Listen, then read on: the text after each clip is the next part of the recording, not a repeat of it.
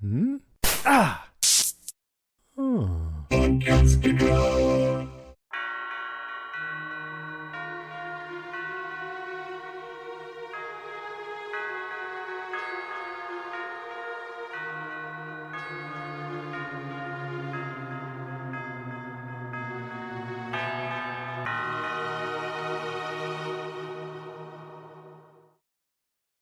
Welcome to the show. My name is Alex. And I'm Lizzie. And today we have another special episode of From Cast. And we have our special guest, which is Scott, aka Victor. How the heck are you, Victor? I mean, Scott. Scotty, please, my good friends, Lizzie and Alex, call me Scotty. You got it. Yeah, man. Hey, things are good. Life is good. Scotty! I'm here. We were just talking about the weather. The weather. Hi, Lizzie. The weather here. You're in Jersey, Alex. I'm here in Brooklyn, and the weather is outstanding today. We're now in the full break of spring. It feels You really got good. it. You know. So we got to meet you at the junket, and Yeah. First off, how have you felt? Because Victor has just become this small character that wasn't even supposed to be in season 2, all the way to today, where you're one of the focal guys. How does it feel? And what did you think when you heard the news? Well, I'll start with how does it feel? It feels great, and I feel incredibly blessed. And I'm not one who's say superstitious or necessarily believes in luck, but if there's one time in my life that I would describe it like that, it feels lucky, because the part that they created, as you guys know, is he was this I knew he had this mystery character, this enigma, that in the first season was only really in a handful of scenes over the stretch of the season, but brought so much in terms of the what might be happening in this place, and a little bit of the history of the place, and then we find out that he's lived there the longest, of course. So I was really excited in the beginning to get the part, of course, because I got to play an enigma, which to me as an actor, any actor, it's sort of like, how do you play an enigma?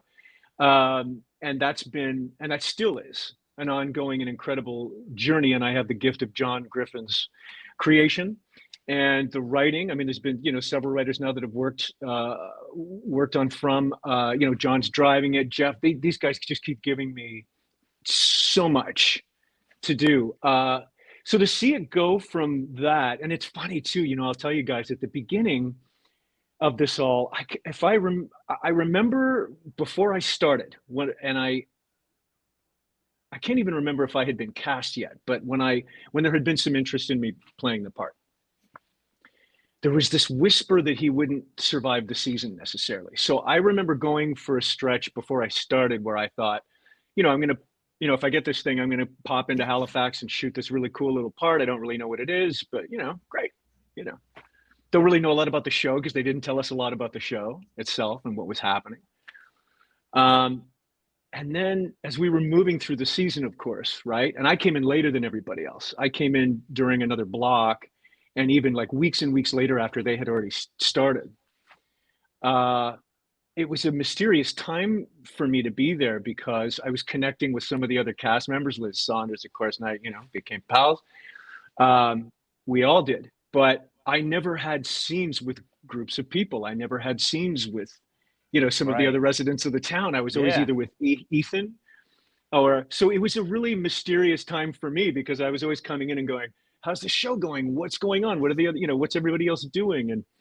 And anyway, so really interesting journey that first season.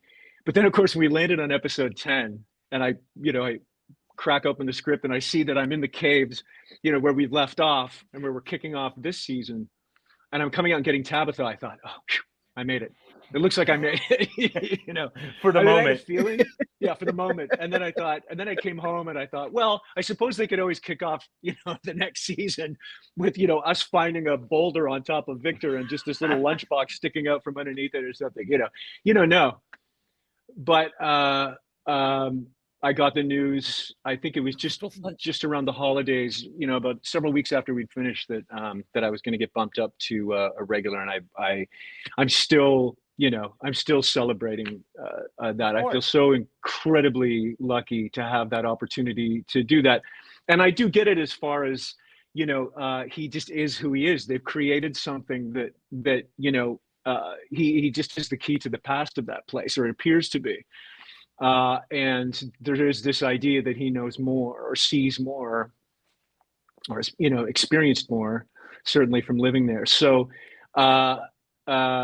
so yeah, as the mystery unfolds, it's almost like you kind of need somebody. You need Victor there to kind of represent that part of it all in the mystery.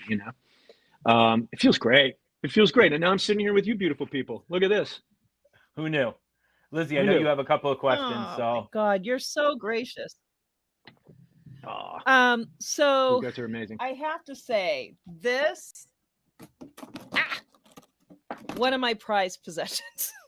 I love this.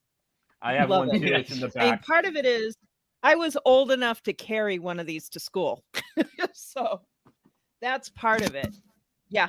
Me too. Don't be fooled by my super young looks. I'm not really 30. Well, young man, I heard there's a birthday that you had. I did, yeah. Yeah. I just celebrated 52. Yeah, I'm this year too, 52. So Woo! we're the same. Hey, you look a lot better than me. I got to tell you that. But that's a whole different conversation. Well, but Liz, I know you. God, you're I'm the good. old lady here. Then I'm 57. But that's a grand 57, anyway. Lizzie. Yeah, I'm doing okay. So you're doing okay. I am gonna do mini spoiler here, but I just don't. Yeah.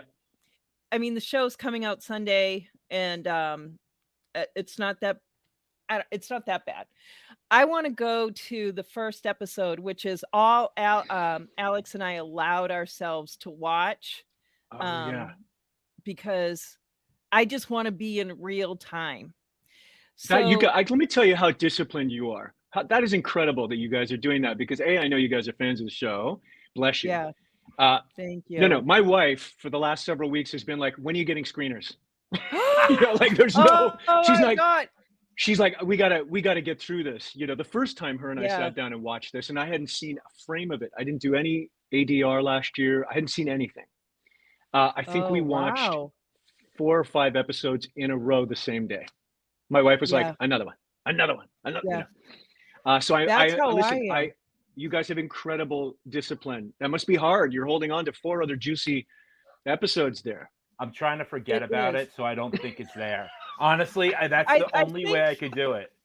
Yeah, I think it's because I'm 57 and I'm not leaving here until I'm 96.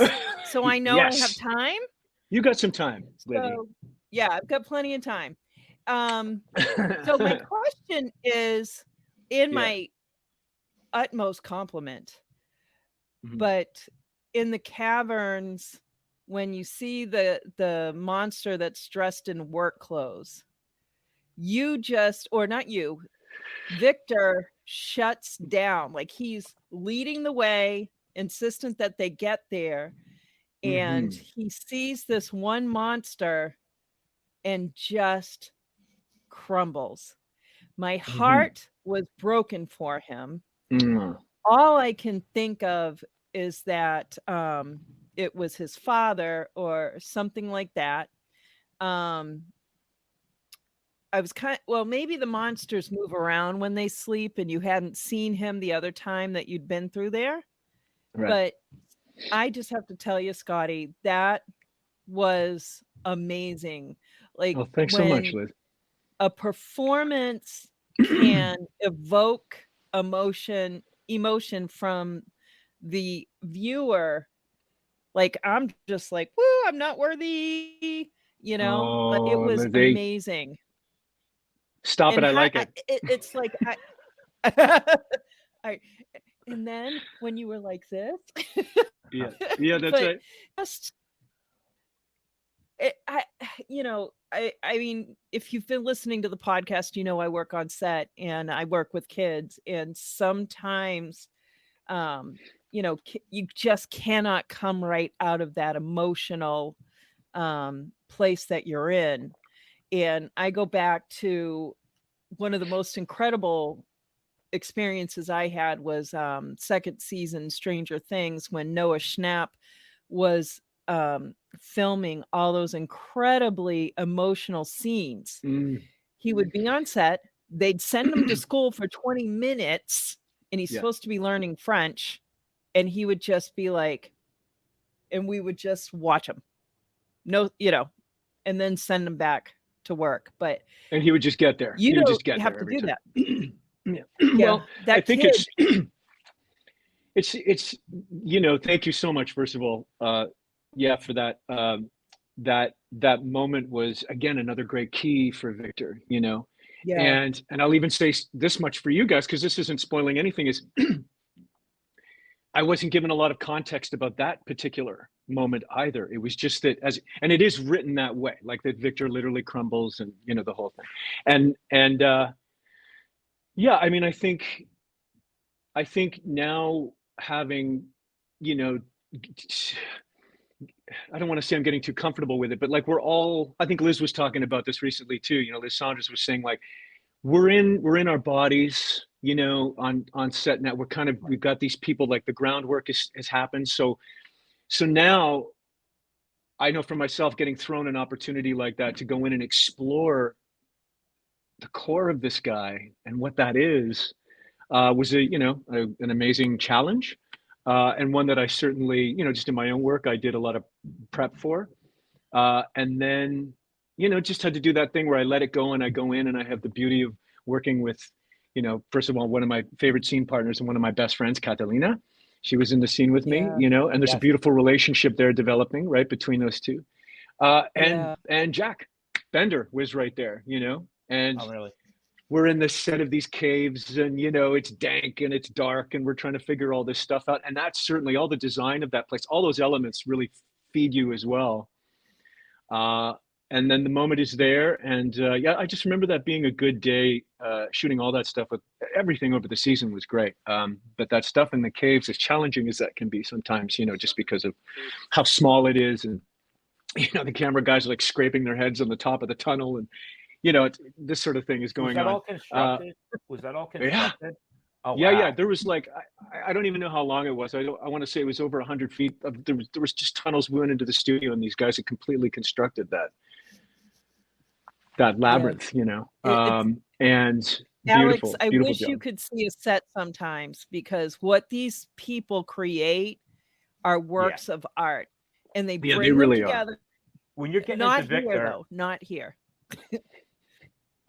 when you're getting into Victor, what's your process? Because I know you're a big actor studio guy. You've been in that. It was one of my favorite shows. I'm not going to ask you the end of the show questions, I promise. But are you like, what's your process in terms of that? In terms of trying to get into Victor? Yeah, it's what it is for me is it's just sort of a series of, I would say, techniques or exercises, things that I did that I had to find, and I'm still finding, that in working, especially in television, which moves pretty quickly. I mean, Lizzie knows that as well. You just find these little keys. I'm always trying to go towards the core of this guy, and I'm always trying to be as truthful as possible, because Victor does, as this enigma, and the sort of work that I am doing that I found organically, I really wanted to make him his own creature of this place, and still a person at the same time. I mean, still a human. I mean, it is a study of human life in these circumstances. So it's just like a series of things that I can do. I mean, I don't want to give away all my secrets, but even right down to, just certain things that can get me emotionally connected. Like, in that particular scene, there was a lot of stuff about mother in there for me, because that's developing with Catalina, being left alone. There was some really accessible things there emotionally that I thought, here's a moment where we're going to see some, it's written in the script, and they want to see some of this rawness in him, because he was abandoned, abandoned as a result of a massacre, and then lived alone in that place for a long time. This is stuff that I'm still experimenting with and playing it, so, and it just depends. And on any given day too, it depends on the scenes. Sometimes, it depends on who I'm playing with. If I'm with Simon, the one thing I really like doing with Simon, because him and I already have a natural rapport. One thing that we do that I think is kind of fun is we stay connected by doing things like we play chess in between setups and stuff, or just stuff like that I feel like keeps us talking and connected. And then sometimes Simon and I are like, he's so great. God, I love him so much. We improvise our way into the scene a little bit. Like we'll start talking in our character, like leading into the work. And yeah, I think this, it just depends on the day, what I've got, Now you've worked with, who I'm with. You worked with Simon and Liz before, correct? Liz Saunders? Yeah. Liz, actually, I had never met Liz prior to, which is so funny because she's a theater actor as well, and as was I in Toronto. And the community is, it's sizable, but it's not huge, and everybody kind of knows everybody else. So she was somebody that I was aware of, but I actually knew her husband from a cartoon that I voiced a character on, that he and I ran for 3 seasons, called Camp Lake Bottom, and he was amazing. Have you guys met Cliff yet? Have you guys done have you met him? We Not haven't. yet. Okay. We should, because I love his character. Such a great guy. Yeah. And he's got a legacy of work behind him too, that he could talk about. He's an amazing, interesting guy. Yeah. Just the way that his character and Donna interact with each other, and then knowing, there's a loving relationship behind that. Yeah. One of the things that I really have loved exploring about the character of Victor is trying to figure out who exactly he is, because he shows up and you're like, God, that's the strange guy I used to deliver a newspaper to when I was a kid. And I would just drop the newspaper and run as fast as I could, But the thing about it, and it's like when Julie encounters him, I was like, that's a lot like when I was dropping the newspaper. But the magic of storytelling shows us that he hasn't mentally aged past this 12-year-old boy. So yeah, maybe so. You're playing a 12-year-old boy in a 50-year-old guy's body. Yeah, or that it maybe, it's something that we keep playing with, and I keep experimenting with, and they, and then each episode, and you guys will see, you haven't even gotten into 2 yet, episode 2 of this season, that more, and the relationships and even his connections with people, because they sort of set it up that I was this outsider, and that I'm just really a guy that just wants his peaches and draw in his bedroom, and I don't have a lot to do with everybody else. But there, that's opening up a little bit. There's going to be some other connections this season. I don't want to give too much away and spoil it for you guys. Certainly, you're showing such great discipline. Bless you. He's such a beautiful character, and it's funny. I was just talking to John the other day, and and he's so great because he loves getting into all that stuff. Cracking it open and talking about it about it. We could just we talk about it endlessly, and I think he's created again something that's just it's so painful, isn't it? Again, every time I think, I just go back to that and think about that shot of him standing there in front of the massacres in the road, and the idea that, and John told me that very early on, before I even saw a script. He said this guy, was left alone in this place as a child for many, many, many years. And I thought, oh my God, so what does that mean?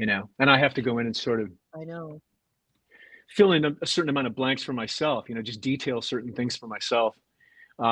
We all do, in the show, because, we're not given everything all at once. We don't have certain parameters to these people, which is also really exciting, because it just means, to me, it just feels like that canvas is so broad. Who knows what's going to be coming with Victor, Yeah. And this season definitely elevates his character in terms of, I think, that part of him, like that depth of him as a human. You're going to see more of that, I think.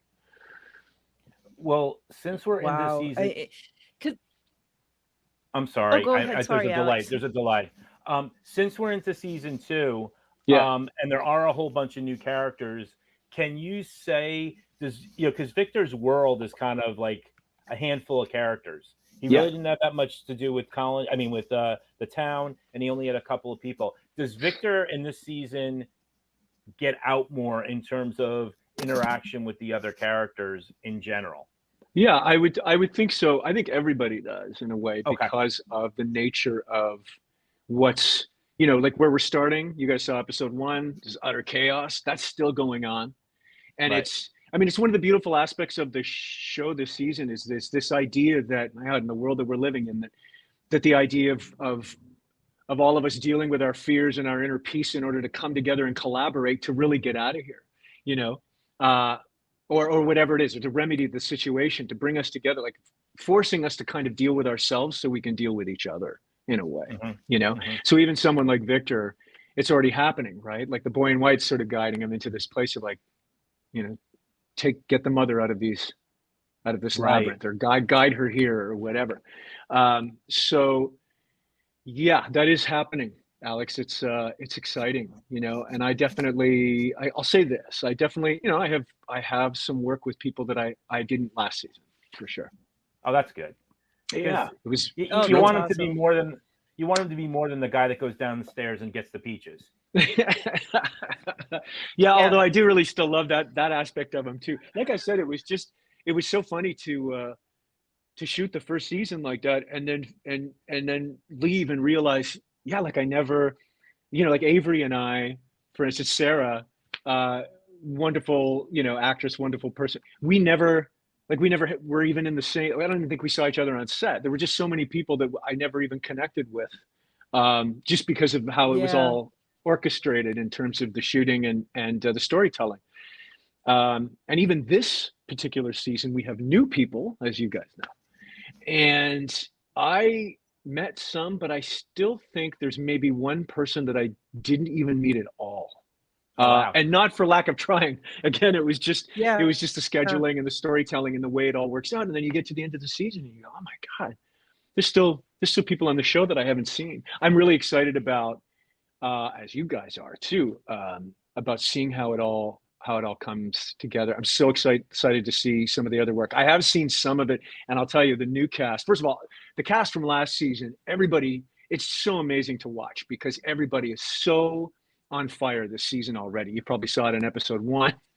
Like, it's so good. Yeah. And I think that the new cast members are so good. Same thing. Like everybody that came in, the casting of these new people, the work that they're doing to be thrown into this world too, and they came in, you know, in the amidst this chaos. They're starting in episode 1 when all this chaotic stuff is going on, you know, stepping off this bus. Beautiful work by everybody. So everyone is really super, super excited about the show. And I last night at the party, I can tell you guys this, I wasn't there, but someone left me a message and said that Michael Wright from Epics, he got up and had mentioned to the audience that the show is number 5 on Amazon Prime right now. Oh, that's awesome. So, you know, in the wake of, I know, right? It's like, and this is what we want, right? But it's because of people like you guys and what you're doing here, all this excitement and all the beautiful work that you guys do. Let me just say this now that we're about halfway through, but I want to say, bless you. I love you guys, what you're doing. It helps. It does everything for the show. I know everybody in the show appreciates it and thinks it's wonderful. And that's what gets this whole thing going, because we really believe in this show. We know it's a good show. We know it's, you know, once people see it, like it gets its hooks in it and takes you on a ride. It's not a good show. It's a great show. It's a great show. You're right. And it's a great show. People know that it's beyond that. Yeah. Thank you so much. It's lost in terms of infection. I had to talk about it. Yeah. And so let me ask you guys, I'm curious. Yeah, sorry, go ahead, Lizzie. I was just going to say, I just saw something phenomenal when I was watching it the first time through, and I knew I had to talk about it. That's amazing. Yeah. And then And I was saw just her. I saw her at a convention, and then I'm like, listen, I'll podcast on the weather with you, Lizzie, whatever you want to do. And then she called me up about the show. I'd never seen the show. The show had already been out. So talk about discipline. Every Friday night, my wife and I would watch the one episode. I'd podcast on it. And then right after that, we'd go watch the next episode. So I was doing it week to week while she already had saw it. Because I can't, like you can't kind of talk about something in a bubble. You need to, you can't go. That's the thing. So that's it. And bless you guys for it. I think that I wanted to know what the story was behind the two of you doing this and meeting and getting it off the ground. And so, sorry, did it happen? It happened during the release of the first season? That's when you guys started this, or did it happen when the show ended? Was it during? It was during it happened, the run. It was after the first season ended. I was sitting on it for a while, and prior to watching the show, Alex and I had finally met in person. I was at a convention selling my books, and he came to the convention, and he just said, if you ever want to podcast about something, think about me. And I'm like, it's never going to happen. I'm done. But I watched the show. And then I was just sitting on it. And one day it just occurred to me. I was like, wait a minute. This guy said he wanted a podcast. So I was like, go watch it and let me know what you think. And I think even if it had been toilet paper coming off the roll, he would have still been like, we have to podcast about it. I just want to podcast with you. But it is such an amazing piece of work that, I've got this mind, like I'm an educated chemist and biologist, and it's like my whole fun thing when I was teaching in school was taking what we know about life and then extrapolating that out into the universe. And the kids and I would just sit there and be like, all right, what would it take, And, I'm in love with bacteria and, what kind of bacteria it would have to take in order to start life here on Earth and blah, blah, blah. So I'm used to picking apart all the little pieces and the clues and like trying to put together the big picture. And that's what this show is all about. And it's telling this phenomenal story, and it's got all these facets. It's like a brilliant diamond in the sunlight, and you turn it and you are mesmerized at every turn. And that's what I love about it and why I have to talk about it. Did you hear that? That's amazing. I felt like, what is it? A beautiful diamond in the sunlight that you keep turning. Yeah. My God, is that, I almost felt like you were reading that off something. That was so good. This is what I have to deal with all the time, Scott. Well, she's very. That was so good. I mean, now I'll write 1,000 words after we get off of this. Oh my God, you gotta write that down. Can I use that? I'll quote you. That was so good. A beautiful diamond in the sunlight. Absolutely, and claim ownership. Yeah. Oh, well, thank you. Listen, I agree with you completely. Scotty, go tell your wife that. I'm gonna tell my wife that as soon as I'm done. She'll love it too. That is I think I couldn't agree with you more. And I think that I am, who knows what's going on in John Griffin's mind, the whole thing behind all of, it's so tasty. It's so great. It's a brilliant, it's a brilliant diamond in the sunlight for us as actors, certainly, season 3, we hope we get a word on season 3. Yeah, because they released something and then they pulled it back, and that's so frustrating for everyone. I can't imagine what it is for you. Well, I think it. Sure, I think that. Yeah, I think we wanted. Of course, all of us wanted the show to start earlier. In February, or I think that's when it started the first season. And then you hear little things here and there of whatever, and the push and the this and the that. I think, look, it's coming. It's Sunday, this Sunday. Are you guys going to be there? We're going to do a live tweet. Yeah. Are you going to be there? I'm going to try. Yeah, I'll be there. Yeah, try to. What's really exciting is most what of the time is it? It's 9 o'clock? 9, yeah. Okay. I'll be there. And everybody's in LA except for me. So they're going to, I think they're all going to, a lot of them are going to try and get together for the live tweeting as well. So a bunch of them will be together doing it, which is going to be super fun as well. Yeah. Yeah. So, I never tweet, but I will be there for the tweet. Nice. Thanks, Lizzie. Yeah, exactly. I'm podcasting at 10 on Yellow Jackets, but I will definitely get in there for the first half. We do a live show. So you've done a lot of voice acting. I mean, that's most of your career. How do you kind of equate like being in front of the camera versus doing the voice acting work? Because I've heard you, I didn't realize it. I heard you for the first 3 years of my daughter's life, evidently. on Paw Patrol, on this, Paw Patrol. On that, and that. Yeah. Did you work with Simon on Paw Patrol at the same time, or no? Not at the same time. No. Okay. And normally with voice acting, I mean, it happens that they'll do ensemble acting, you know, where they'll put us all together in the room and we'll play off each other. But generally, I would say I was usually, especially for that show, I was just by myself. Okay. As Jake, Everest's owner. I know, it's so weird. The snowboarder. It was great. There's a gift that keeps on giving. You know, that show just keeps going and going and going. It's been super popular for years. So your question was, how I sort of separate the two, or if I do. I mean, I have in the past, and I'll tell you why. I think just on the basis of like, you know, there are voice actors that I know who have never made the transition to stage or film, or, you know, like they're just, that's their thing, and vice versa. There's lots of great actors in front of, you know, film, TV, stage, who don't make the transition to voice necessarily. And that certainly doesn't diminish them as actors.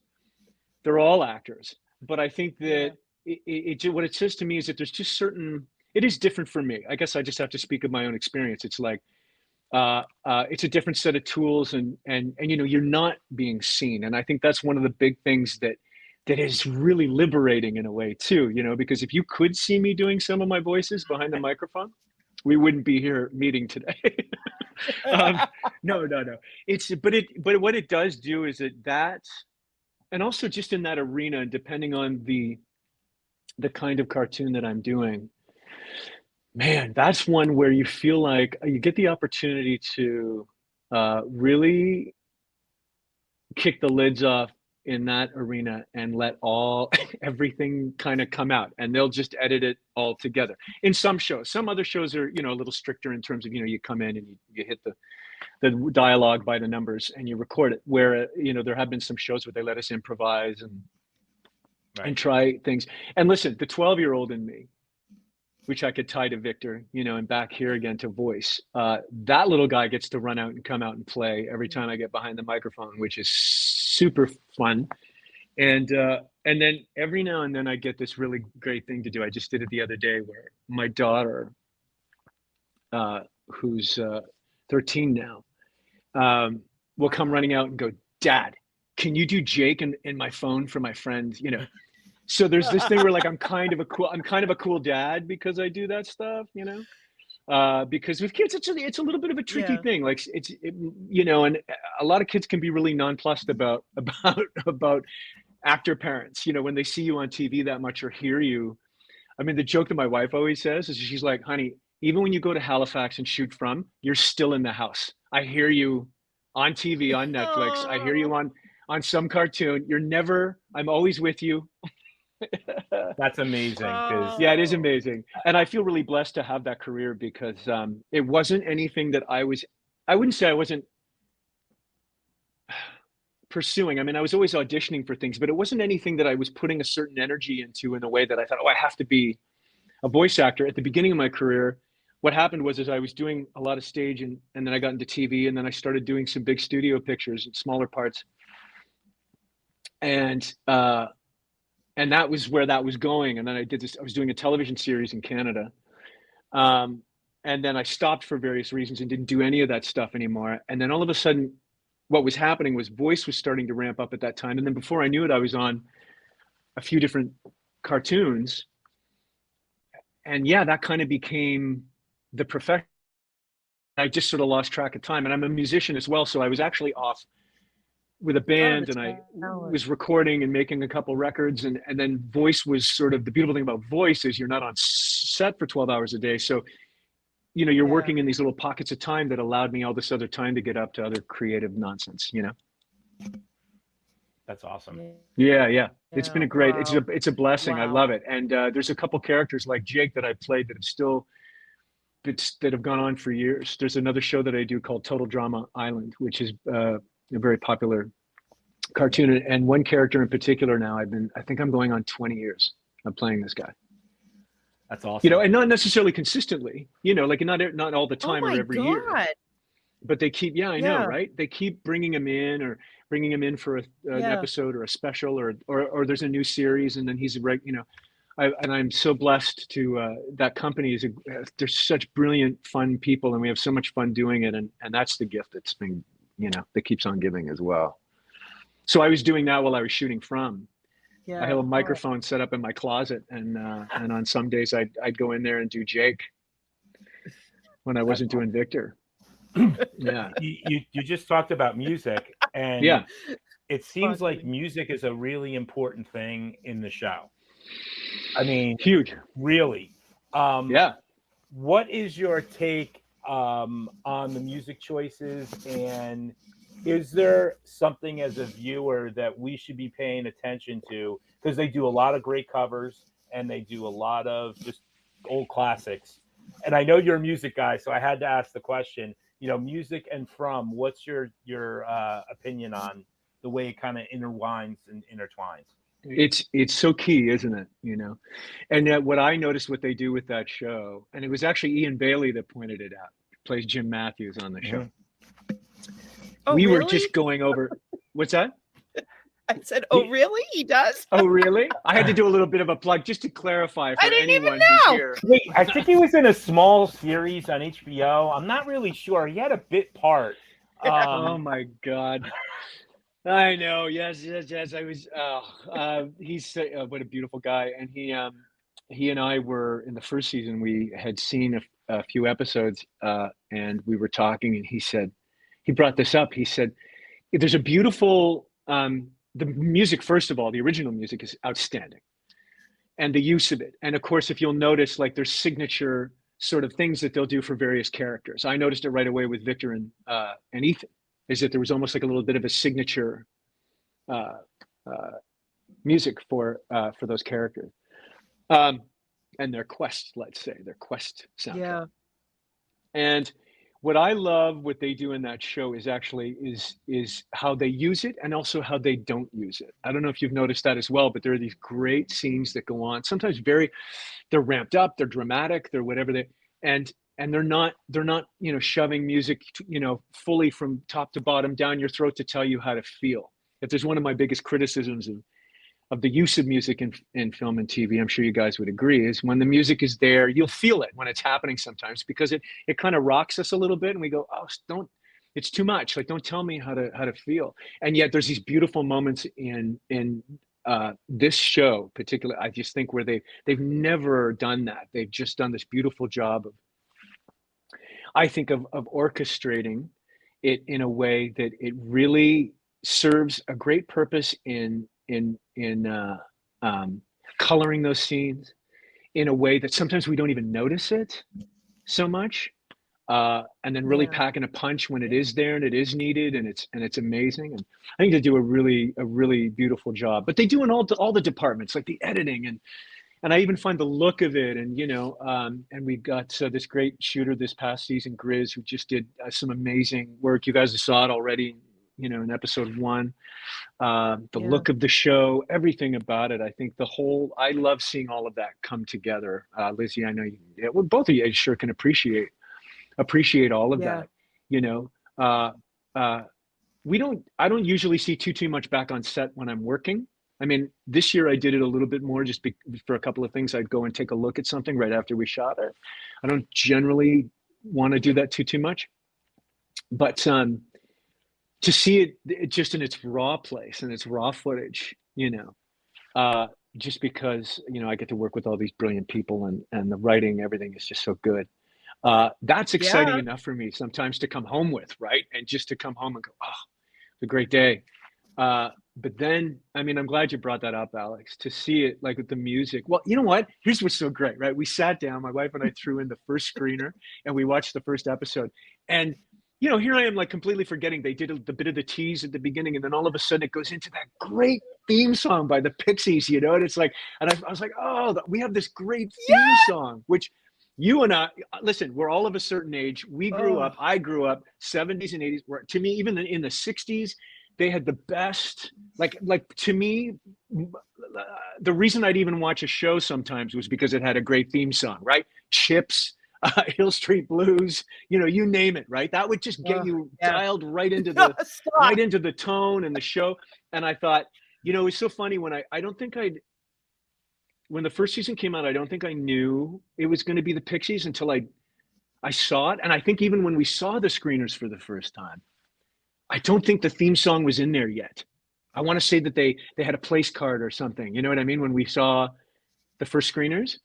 So I didn't really see all that come together until we saw the final, it was like the first night, the premiere episode, or I think what they did when they premiered it on Twitter.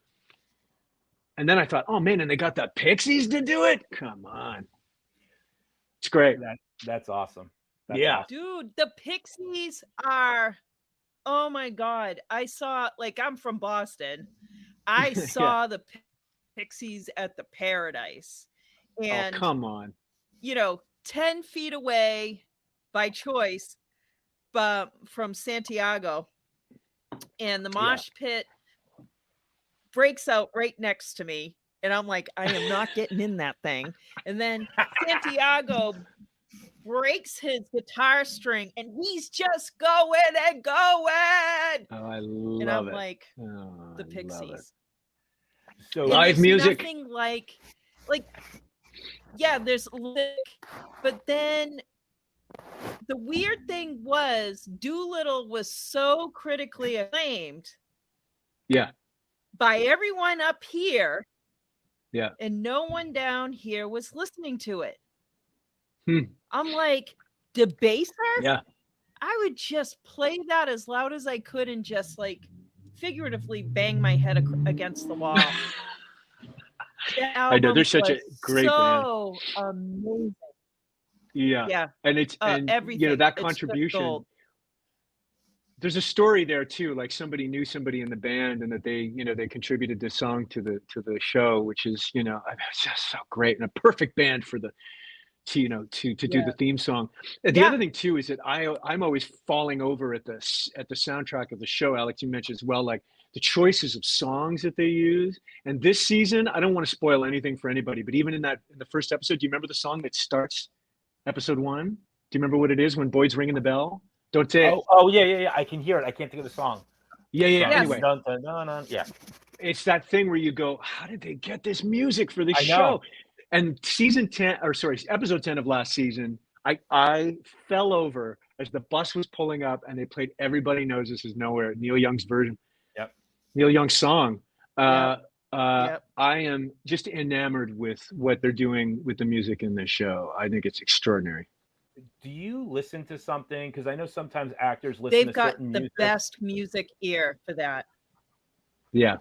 Like before you go on set, do you get yourself pumped up with certain music or anything like that since it's so important to you? I do. Yeah. I have a pretty broad, a lot of actors do, right? You'll make up a set list, but again, depending on the day and how I want to get in, and it usually starts pretty early, even as I'm going into to work and driving in, on the days that I'm not driving in with Catalina, there were some, I just want to say this, there was some great, her and I had some days together and she'd come pick me up at 5 a.m. and the two of us would drive to Beaverbank in the dark and we're listening to music and talking about our day and, bless her. She's she's a diamond in the sun like that one. She's a really beautiful soul.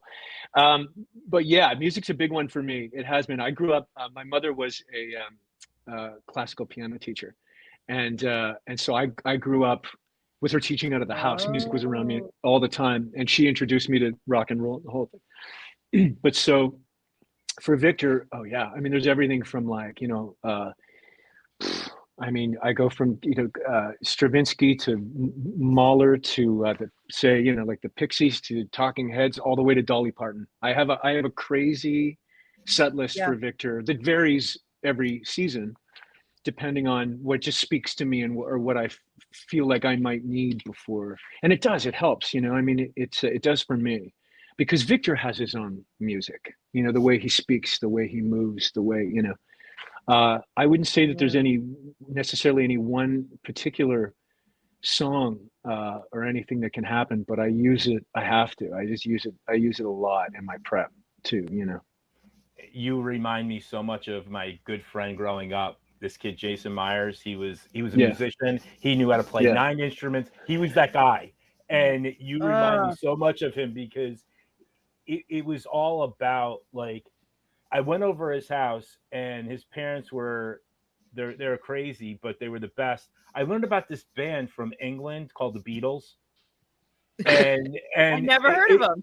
I mean, I think they did pretty well, but it was just like I learned more about music from him. They had a studio in the house with the different colored rug on the walls, and that's awesome. And you just remind me of him, because we're of the same age, and it's just like, I'm so happy that there's people like you that keep music alive, because music is so important. And when doing the research on this, I knew we had to ask about it, because I know how important it is to you and the show, and it's just awesome. It's great, it's everything, and I'm remembering having a conversation with John when the character was first coming together. We had a meeting, and I told him about some songs I was listening to, and he immediately said, "What songs are you listening to?" And he wrote them down. So he'll listen to them as well, because he wants to know what I'm being fed with as well. Not that the songs don't necessarily land in the show, but it even helps him understand, like, we're, that collaboration of creativity that's happening, between us all. So I know something everybody takes super seriously. That's on awesome. The show. Yeah. Totally evident. Totally evident. Yeah. Oh my gosh. This has been the most amazing conversation. Oh, I have just Thank you guys enjoyed so much. this. Can we do this every day? I wish we could. Yes. I know. We need to do a month. Well, did I go dead again? No, just a little bit. No, you're fine. But my mom grew up in Bay Ridge, Brooklyn. So the fact that you're in Brooklyn and you're a Brooklyn boy, so to speak, it's just hysterical. Yeah, you're getting there. I know. I'm getting there. You never really are. You never really are until you've been on the Belt Parkway for 2 hours going 2 miles. And I know Lizzie doesn't know what that means, because she's not from here, but it's the worst. It's the worst. Belt Parkway, you pick up your lunch, and you pray to God you can get there within an hour, and you're just going 2 miles. But it's so true. But no, I just think that, I've said this about a lot of the people that we've interviewed. You are all like actors, meaning, not the highest stars, you're not the Ians. I know. But you guys work, and you work. And I think that I've learned more about the business through people like you, Bob Mann, a whole host, everybody that read, all of you guys are just, you really do show how hard it is and how easy it is to make this show, because you make it look friggin' easy. That's great. And that's what this is all about. Because I'm not a scary guy. I don't like scary. The network is all about The Walking Dead. Like, we're Walking Dead focused podcast, network. This fits in perfectly. So when she said the podcast on this, I'm watching the first episode. I'm like, oh geez. And then all these shows are all about one thing: the family. Yeah. And it's about the monsters are secondary. Yeah, absolutely. And I think that that's what's so amazing. And I don't know what you're doing, but whatever it is, and I say this to all the cast, just keep doing it, because it's great. Thanks, man. amazing. That means a lot. Yeah, it's great. He just told us what he's doing though, but no, but I'm just saying, like in terms of the whole thing. I write. Yeah, no, I mean, I know, like, I don't know. I love horror. I don't love horror. I love writing horror. I don't like slasher films, but if it's a smart horror where I've got to think about it and it's not a bunch of jump scares, I am on board with that. Yeah. And that's what this show is, you know, like yes. I can see myself being in those little dugout holes that they were in the beginning and being terrified and listening to them, you know, walking above and even walking above on the wood and just, you know, praying that you're not the one that's going to get pulled out that night. That's right. You know, Victor survived there for 30, 40 years and grew up there. And like it's not, I mean, consecutive night after night after night, 365 days times 30 or 40 years, and he's still there. It's true. Liz is doing my work right now. This is what I do all day long. I know, man. It's amazing, right? When you think about it. And all these other people come in and they go out, and you have the best suite in Colony House, which makes me think that that's where you had been all along. And, you know, Donna came and just kind of pulled, I mean, I'm waiting to find out how that happened. Yeah. But, you know, and she's only been there like a year. A couple of years, you know? Something like that. Yeah. Well, I mean, they went from they went from the holes to the houses. Yeah. So, I mean, they've gone a long way, and I think it's amazing. Yeah. Oh my gosh. I mean, Donna just trying to get it across to the bus driver who's no nonsense like Donna. And Donna's like, look. And I'm just like, if you knew Donna, you'd be believing her right now. I'm like, lady, just listen to her. I know. I was kind of screaming at the TV as well. Yeah. I'm like, just listen. She's the most nonsense person there. Yeah. But anyway, it's beautifully done. I know. I'm so excited for this kickoff on Sunday night. I think, you know, I think for those that have been there for the ride, for people that are just joining the ride, this season will not disappoint you guys. I promise you. Like I know that it won't, because it was such a great ride on the first season, and this one is going to be awesome. So that said, any last questions, Miss Lizzie? When can we do this again? I know, right? I just so much fun. Honestly, I could talk about it for hours. I know. Like we have been so privileged to be granted the time with all of you. And, you know, we walk away floating because it's not idolation or anything like that. It is crawling deeper into a story that we want to know more about. And, you know, how you as actors arrive at those characters and, you know, do the things that strike us as significant strike you the same way. And, you know, like, please don't take this the wrong way. Alex and I want to visit set. We will get there on our own merit. We're not asking for help. I wasn't kidding about that whole Christmas thing, Scott. I'm sorry. We got to work it out. No, we got to work it out somehow. I was picturing during this podcast, Alex and I as monsters. And you know, I kind of tower over Alex a little bit, and I just saw me in my 60s clothes with my cat eye glasses, with the little pearl strap, you know, that goes around the neck, and my tweed coat, and my handbag over my arm like the queen, and just walking. You got to work on that, Lizzie.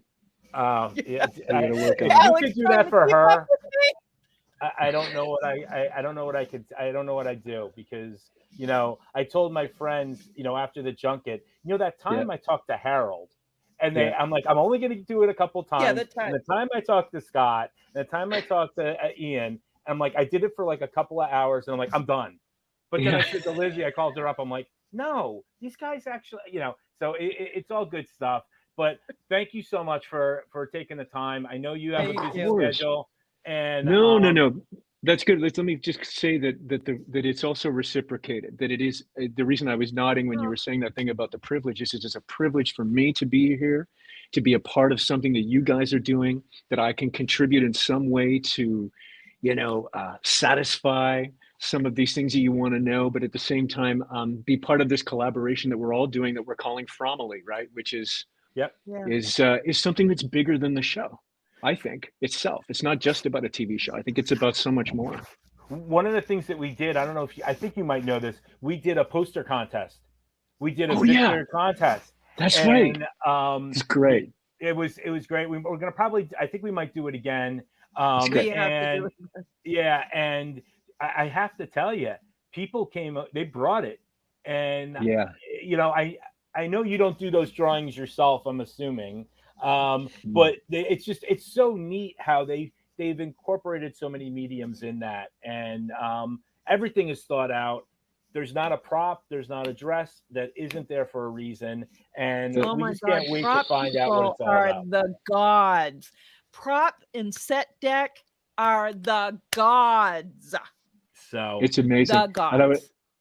There's someone that works in props that dealing with me specifically throughout the show. Her name's Jan, and she is a dream, because again, it's a collaborative thing. So what she does is she'll come and she'll like bring me the lunchbox and go, and sometimes you not even see what's inside. She'll go, I put this and this in here, and do you want something like this in your pocket? I was thinking, maybe, do you like this? Because I also have this, you know, or whatever it is, you know. Oh, that's amazing. The details are astounding. And Colin, who does the drawings for Victor too. I think I just met him last year, and I got to go into his little sanctum and studio and see what he's chipping away at. Mostly, he's got this big thing of crayons like this. It's like a hubcap, you know. It's like this, and he's sitting there drawing these Victor. Fascinating. All departments, everything from everyone is outstanding on this in this whole thing. As are you guys. Thank you so much for all of this. All the best with the podcast, and I will promote this, of course, and anything else that you guys want to throw my way. And please. We'll let's have a great season. I can't wait for you guys to see it. One last thing, besides do you have anything else coming up? Well, hopefully season 3 of the show. I've got some. I didn't know if you were working on other things. That's what I meant. Right now, just with the time that's left, I've been doing it's the 75th anniversary of the Actors Studio, actually, this year, which has been amazing. And they've been doing a whole bunch of series of really great events. They did a talk back with Al Pacino after a screening of Dog Day Afternoon. They did an in process night that I was a part of, where we get up and do stuff that, you know, with our teams, other actors, by ourselves, and let the public to come in and see and witness how we work in there, which has also been a really fascinating experience. So I have some stuff coming up next month that I'm doing there, that I'm also pumping on Instagram and whatever else that's just helping promote this amazing place that I'm a part of and I get to keep working at. So I'm kind of, for the next several weeks, I'll be involved with that stuff. Well, that's awesome. And thank you so much. Once again. I just have one last question, because it's, hold on, Alex. I just put on my glasses. What is your favorite swear word? Yeah, what is your favorite swear word? Favorite swear word? Well, I can say this. You know what popped in my mind first, Lizzie, is my favorite English word, and this might be boring, is rummage. Because I think it's a word that best describes what's happening, what you're doing. No. What's that? Oh, you froze, Lizzie. It's a good. Oh. You got to say it again. You got to say it again, Lizzie. No, that is a great word. That is a great word. Rummage. That is a great word, right? My favorite swear word. Rummage. Oh my God. And we can say anything on this? You can say anything you want here. I'll bleep it out. Don't worry. Yeah. What do I say a lot? No, you're not. not. You know what? We're One in thing the that I actor say studio. one thing that goes around our house a lot that we love, that we just throw out when we use it in different contexts, is balls. Oh, you know Which what? isn't, but it's not. Listen, Okay. it's not really a swear word. It's just balls. But I use it No. when I'm frustrated. No, Balls. but I use it when I, to punctuate certain sentences, to do anything. And my daughter's now, she's using it all the time too. It's great. Well, yeah, It's great. because it's Balls. like, if you've really messed up, or if someone is really messed up, for me, it's barbaric fuck pig, But all right, so That's a good one. I'm going to use that one too. Diamond Yeah. in the sun and barbaric fuck pig. Something. barbaric fuck pig. Yeah. There's some real barbaric Lizzie. fuck pigs out there right now. Oh my God. Yeah, there is. But then, all right, and so then the last question, and then we are done for the day. Yeah. What is your least favorite? My Cut least out. favorite. You cut out. Say it again. What is your Lizzie. least favorite word? Your least favorite word?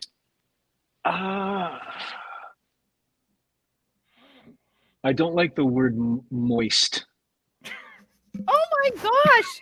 I did not expect that. But that's just popped in my head. Yeah, but I've been carrying that one around for years. Everyone hates that word. And there's an expression that I've never been a big fan of either, but you don't hear it anymore. It's more of our our parents' generation, is when people used to say, "Believe you me." Do you guys ever hear that expression? Absolutely, Tom. Oh yeah. And I was always like, "That's just You're confusing." gonna find yourself in next week without knowing. Believe you me. I don't know. What are your words? What are your least favorite words? You're fired. I'm so used I guess to depending on the hearing gig. that. I work on set. Yeah, I work on set, so I hear that all the time. Anyone I work with, if they haven't been fired, you're trash. You Exactly. you don't That's right. know what you're doing. If you keep getting hired and never get fired, then you are ineffective. I work in showbiz, Scott. I know. I mean, I'm Scotty, there. I hear you, it's Lizzie. all about being fired.